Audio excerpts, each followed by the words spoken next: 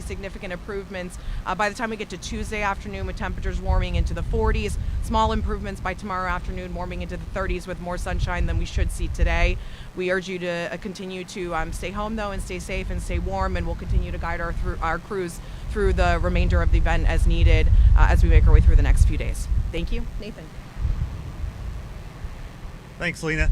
So my name is Nathan Brownell, and I lead our resiliency team here for CenterPoint Energy, and wanted to provide an update on our restoration efforts. As we discussed, we had 3,300 resources here pre-stationed across the city of Houston. Immediately as the weather started moving in, crews began to move out to inspect the potential damage and make restoration efforts. And so things that we're starting to see across the city is something that we talked about as potential risks. So we're seeing ice damage from limbs falling down on our lines, hazardous road conditions where people striking our poles. But overall, it's the system has been performing as is expected. So as Keith had mentioned, we've experienced 99% of our customers have kept their power. We're really focused on around the 2,000 customers without power. So our commitment is on those customers. We have crews assigned. We're planning to have those customers back on here today. And so we're continuing to collaborate with utilities across the United States on the winter storm that's impacting the United States. We're having discussions on the resources and how we can support one another. We'll share more about that this evening, but today we're laser focused on the customer without power and getting them on to meet their expectations. And so what to expect going forward as the hard freeze continues. We do expect more outages to come in as we have more limbs to fall on the lines, but as those come, we're committed to getting those customers back on as quick as possible. With that, I'll turn it back over to Keith. Thank you. Nathan, stay right here. So a couple reminders. So should there be an outage in your neighborhood, you might see a truck come by and keep going. You might not see a truck at all. Talk a little bit about how that restoration process works. Sure. So it's a stage approach of how we restore power. So when we see an outage, we roll a truck to identify what it is. If it's a minor damage, that truck could potentially fix that and get the customer back on. If it's a larger damage, like a broken pole, that's a bigger type of a crew. And so they will follow that up. A crew will immediately start rolling there, and we'll begin the restoration process. So you may see a truck come in, identify what it is. If they leave and the power's not back on, just know we will be back to fix that. So this is another reason why the Power Alert service is a great, useful tool for our customers. It allows them to get personalized information on their outage of estimated resource or estimated restoration time, and it keeps customers informed on our progress. Thank you. That's a great PSA for Power Alert service. Please sign up for that. Customers can go to our outage tracker, which is centerpointenergy.com/outage tracker. As Nathan said, right now about 2,000 people, businesses, homes are experiencing outages right now. We have crews dispatched all across the city responding to those, and we are evaluating our resource needs. We do know that there's people outside of the greater Houston area. We know Dallas got hit a little bit harder, in East Texas, as well as points to the east going toward the East Coast. So we'll be evaluating that, and we'll have some more information on that today at 5 o'clock when we have our final update for this storm system. So thank you. Have a great day. Please be safe. Please stay off the roads, and we'll chat with you all at 5 o'clock today. Thanks. Sure, happy to take a few questions. Okay, just a couple. I heard that you brought in additional crews At CenterPoint. other regions. Sure. Is this in any efforts? Can you talk about those numbers and how you plan to deploy those crews and the prioritization? Sure, absolutely. So we brought in about 600 additional crews from 9 different states, mainly kind of up in the Great Lakes area, to help support us. We're currently evaluating. So first of all, we have an expanded workforce of 3,300 workers that's on site right now.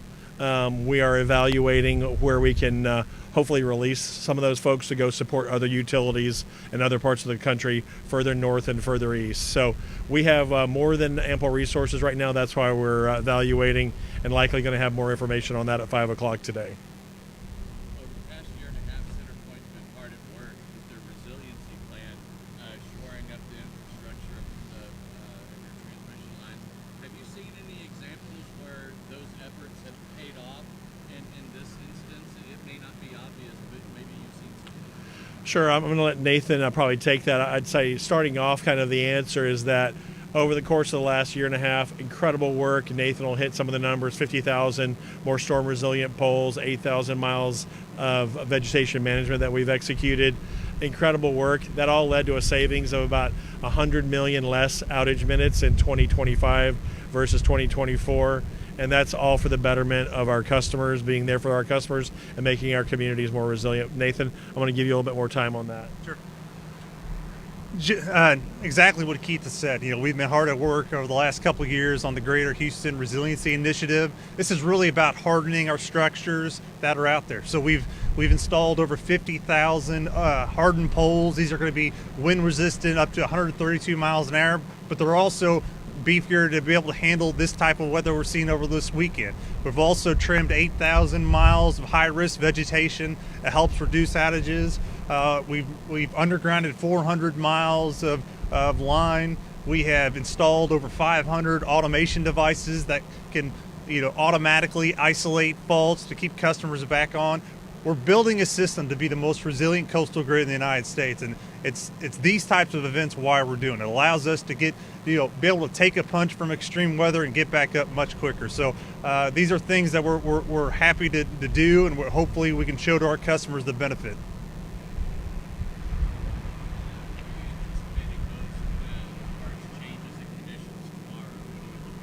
I'm going to bring our lead meteorologist up to talk about that.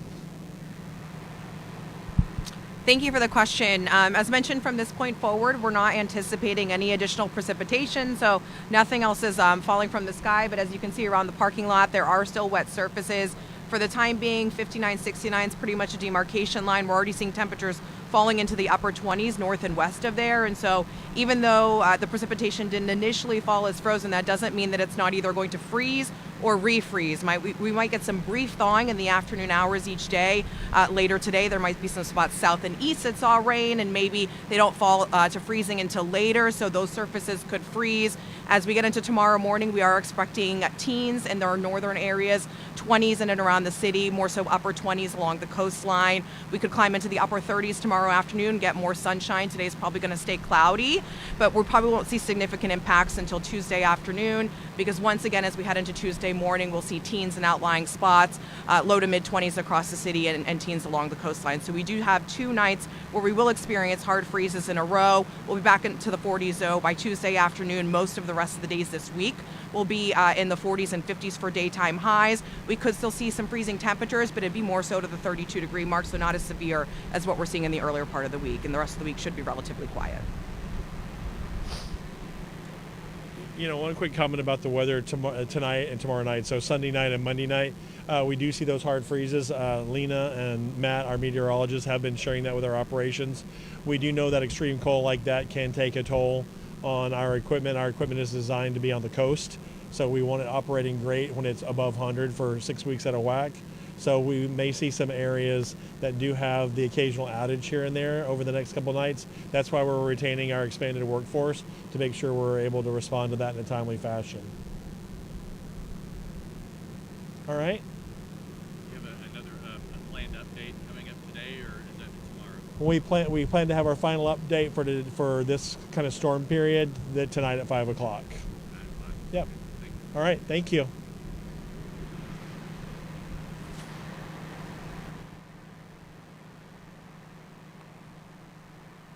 You're listening to CenterPoint give their update to restoration updates across the greater Houston area in response to this winter storm. They say the outages that they are seeing are mostly from limbs falling on power lines and damage to power poles from drivers in the area. They report around 2,000 customers right now are still without power.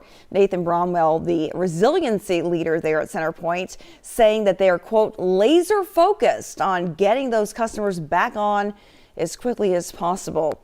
Let's bring in our meteorologist, Kim Castro, who's been laser focused on this forecast and the radar. Kim, I saw the sun come out, but still not long enough to melt the ice on the roads, correct? Very briefly, and then that's going to be the concern for the rest of the day, is that the clouds are thickening, temperatures are continuing to drop. So you heard some really good tips about staying home and staying off the roads because of the refreeze hazard.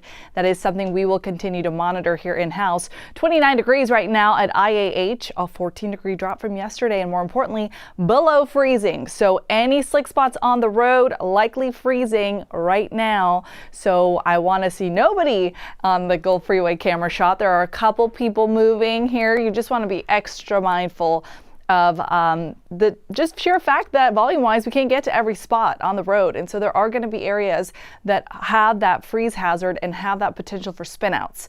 Right now, temperatures across the area, everybody below freezing. Even Hoppy Airport has now dipped down to 31 degrees. In the 20s for Sugar Land, Conroe, Tomball, northern cities and counties in the mid-20s, 26 degrees. Hour by hour, we're going to continue to track a slight possibility for bumping up above freezing momentarily. If we get those clouds to break, they look pretty thick right now, so we could potentially hover right around 32 freezing for the entirety of our Sunday.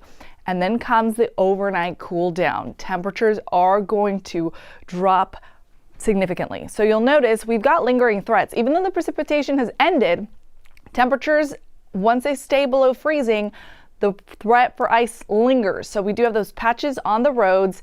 And then we're talking about just overall dangerous cold as we head into tomorrow morning and even into Tuesday morning. Check out temperatures for the Panhandle in the teens. Well, they're going to experience some of the most brutal cold air. We're talking about tomorrow morning below zero, so minus temperatures there.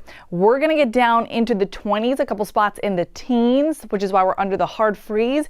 Actual air temperature tomorrow morning, Inwood Forest 24. If you're waking up in Copperfield or Hunters Creek, 24 as well. 24 for Aldine and downtown 25. Cypress 290, you'll be right around 23. A couple spots like Huntsville, I think you could get down into the teens easily. And then there's wind to factor in with that as well. Wind gusts this afternoon are going to be at around 20 miles an hour. We're also tracking some dense fog that's developed and a stalled truck. So this looks like 99 and I-10. That's the vantage point we're looking at right now. And you'll notice it's very thin, but this does look like an area that had some precipitation that's now been frozen over. So the truck is stalled there. There's going to be multiple spots like that around the area that encounter slick spots, and you don't want to be caught up in the middle of that waiting with your hazard lights like we just saw that Walmart truck. Winds continue through tomorrow morning, again 10 to 15 miles an hour, but that actually makes a huge difference on the wind chill value and what it actually feels like on your skin. So with the wind today, we're actually going to feel like we are in the teens. And then waking up tomorrow morning, a lot of us are going to be in the single digits, close to zero in some spots. College Station, Brennan, the feeling, the wind chill, 3 degrees. It's going to feel like it's 13 degrees at IAH. So an extreme cold warning has been issued and extended. Now it lasts until Tuesday. Around midday is when it's allowed to expire.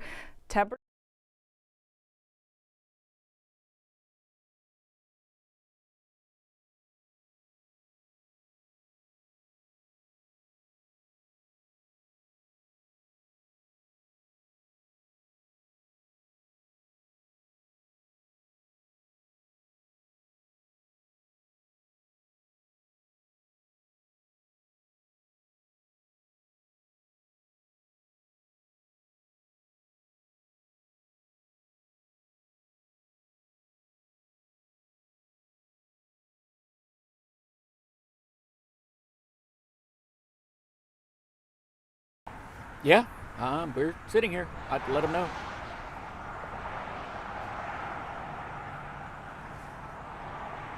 Can you hear me?